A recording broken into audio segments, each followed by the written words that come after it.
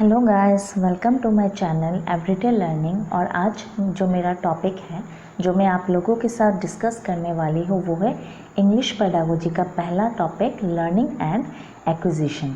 तो पहले हम ये जान लेते हैं कि लर्निंग एंड एक्विजिशन, यहाँ पे लैंग्वेज के बारे में बोला गया है कि लैंग्वेज को हम कैसे लर्न करते हैं या फिर उसको हम एक्वायर भी करते हैं, तो उसको कैसे करते हैं, कि एक्विजिशन आखिर होता क्या है। फर्स्ट ऑफ ऑल, लैंग्वेज तो हम सभी जानते हैं कि लैंग्वेज वो मीडियम होता है जिससे हम अपने मन के बातों को, अपने मन के फीलिंग्स को किसी के साथ व्यक्त करते हैं। आई मीन कम्युनिकेट करते हैं, हम किसी के साथ कनेक्ट होते हैं with the help of language. तो अभी लैंग्वेज के क्या पार्ट्स होते हैं, इंपॉर्टेंट पार्ट्स। तो पहला जो पार्ट है वो है फोनिंग। फोनिंग जैसे कि हम अगर लैंग्वेज को लर्न करने के लिए हमें सेंटेंसेस लर्न करने हैं, हमें शब्द लर्न करने हैं, तो उन शब्द को, उन सेंटेंसेस का जो पहला स्टेप होता है वो होते हैं हमारे अक्षर, या फिर इंग्लिश में बोले तो लेटर्स और alphabets. For example ABC and क ख ग। नेक्स्ट जो हमारा दूसरा टॉपिक है पार्ट्स ऑफ लैंग्वेज का वो है फोनोलॉजी। और फोनोलॉजी वो ब्रांच होता है लैंग्वेज का जो कि साउंड पैटर्न एंड उनके मीनिंग को बताता है। जैसे कि AT से BAT बैट हो गया, CAT कैट हो गया, तो ऐसे एक साउंड पैटर्न को फोनोलॉजी फॉलो करता है। Next is morpheme. Now morpheme is the smallest unit of word that provides a specific meaning to a string of letters.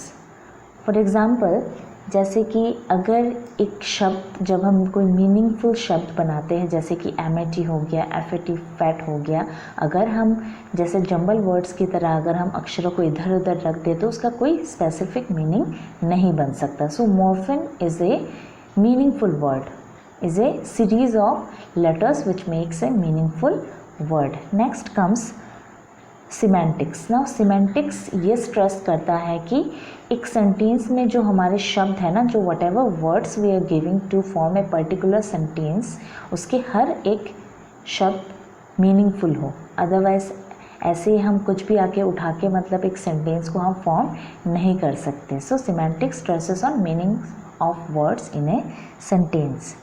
Now our fifth topic is syntax. ना syntax वो मतलब होता है, वो शब्द होता है कि जो एक सेंटेंस के स्ट्रक्चर पे ध्यान दे, where every word should be in correct order according to grammatical rules. जैसे कि अगर हम किसी सेंटेंस में फॉर्म करते हैं, जैसे कि सब्जेक्ट हो गया हमारा, देन वर्ब हो गया, देन ऑब्जेक्ट हो गया, ऐसे हम ऑब्जेक्ट को आगे लाके अगर हम सब्जेक्ट को लास्ट में छोड़ दें, वर्ब को एवे छोड़ दें, तो वो एक meaningful, grammatically correct meaningful sentence नहीं बन सकता।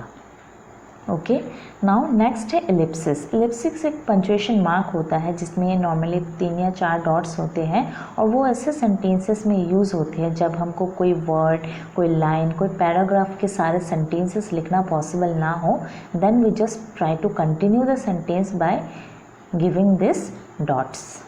ओके, नेक्स्ट हमारा जो टॉपिक है वो है कि लैंग्वेज एक्विजिशन में जब बच्चा कोई लैंग्वेज को नेचुरली वे में जब एक्वायर करता है तो उसके कितने स्टेजेस होते हैं। So here our first stage is cooing. Cooing में क्या होता है, लगभग बच्चा जब 6 वीक का होता है तब बच्चा क्या करता है, पहली बार अपने मुंह से कोई साउंड पैटर्न को निकालता है, तो उसे हम कहते हैं क्विंग।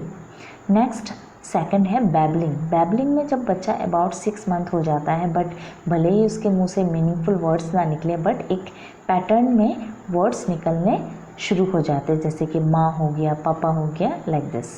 नेक्स्ट नंबर C है, जब बच्चा लगभग 1 ईयर का हो जाता है, वो 1 वर्ड स्टेज उस टाइम कहलाता है, जब बच्चा लैंग्वेज में जैसे कि 1 शब्द, 2 शब्द ऐसे कि सीख लेता है। नेक्स्ट है 2 वर्ड स्टेज, जब बच्चा मीनिंग को समझ के 2 शब्दों को एक साथ बोलना शुरू कर देता है। देन जैसे कि लॉन्गर अटरेंसेस आते हैं हमारे नेक्स्ट स्टेज में, जब बच्चा 2 से 4 साल का हो जाता है, वो लगभग लंबी लंबी कंप्लीट सेंटेंसेस बोलना, कनेक्ट करके वर्ड्स को जोड़ के सेंटेंसेस में बोलना शुरू कर देता है। सो ये है लैंग्वेज एक्विजिशन के स्टेजेस। नेक्स्ट है हमारा नोम चॉम्स्कीज़ थ्योरी। अभी नोम चॉम्स्की इसकी थियोरी में चॉम्स्की क्या कहते हैं? चॉम्स्की ये कहते हैं कि ह्यूमन ब्रेन में एक इनेट कैपेसिटी होती है लैंग्वेज को एक्वायर करने की, जो कि अपने आप होता है। ये कोई सीखी सिखाई या फिर स्कूल में सिखाया हुआ ऐसा नहीं होता है। जैसे कि उन्होंने अपने थ्योरी में एक एलईडी डिवाइस के बारे में बोला है। उन्होंने इसको बोला है कि ये एक लैंग्वेज एक्विजिशन डिवाइस होता है जिसमें बच्चा अपने आप लैंग्वेज को अपने एनवायरनमेंट से सीख लेता है, एक्वायर कर लेता है। उसको कोई ज़ोर ज़बरदस्ती नहीं करता है कि आपको ये लैंग्वेज सीखना ही है।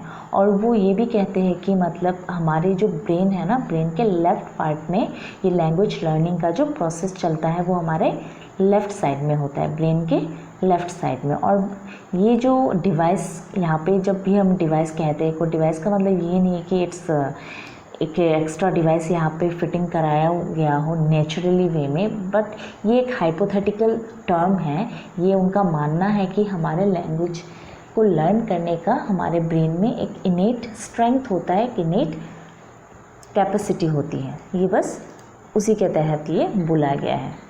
ओके, तो अभी हम लैंग्वेज के बारे में आगे अगर हम जानते हैं तो नेक्स्ट जो टॉपिक है यहाँ पे वो है बाइलिंगुअलिज्म एंड पॉलीग्लॉट। ये बहुत ही छोटे से सिंपल टर्म्स है। बाइलिंगुअलिज्म का मतलब वो होता है जब एक बच्चा या फिर एक इंसान दो भाषाएं बोल सके, जब वो 2 लैंग्वेजेस लर्न करता है एंड बोल पाता है। वेयरएज पॉलीग्लॉट में क्या होता है, एक इंसान या फिर एक बच्चा लगभग 5 to 10 लैंग्वेजेस को बोल लेता है। So this is the basic difference between bilingualism and polyglot.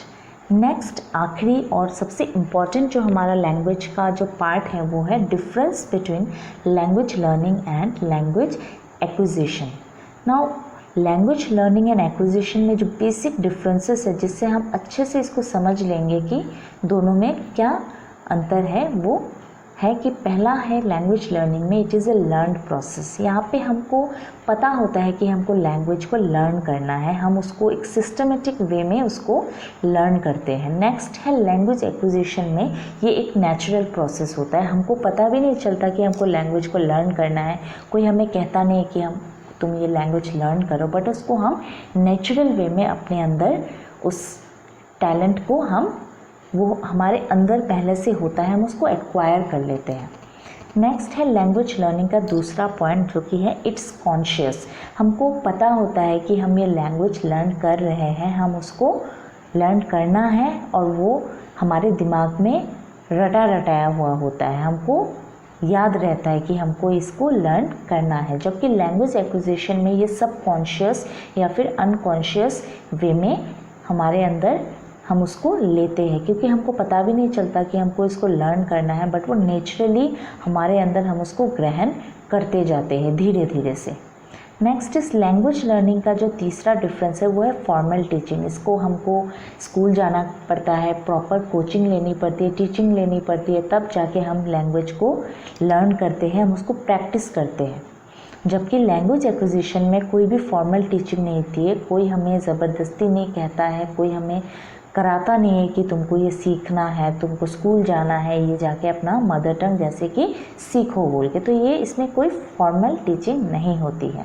Next है लैंग्वेज लर्निंग का चौथा पार्ट जो कि है grammatical rules are learned here. Language learning में जब भी हम लैंग्वेज को लर्न करते हैं हम ग्रामेटिकल रूल्स का बहुत ही ध्यान रखते हैं, जबकि लैंग्वेज एक्विजिशन में ग्रामेटिकल रूल्स ना होते हुए भी हम उसको लर्न कर लेते हैं, उसको हम सीख लेते हैं, हम उसको समझ लेते हैं। जैसे कि अगर मैंने कभी भी पंजाबी भाषा या फिर कोई गुजराती भाषा मैंने नहीं सीखी हो, मुझे नहीं पता कि इसके क्या रूल्स होते हैं, लेकिन मैंने अगर उनके साथ मैं कुछ दिन ज़्यादा रही हूँ तो मैं उनको देख के ये मेरे अंदर अपने आप वो लैंग्वेज को सीखने की क्षमता आ जाती है अपने आप।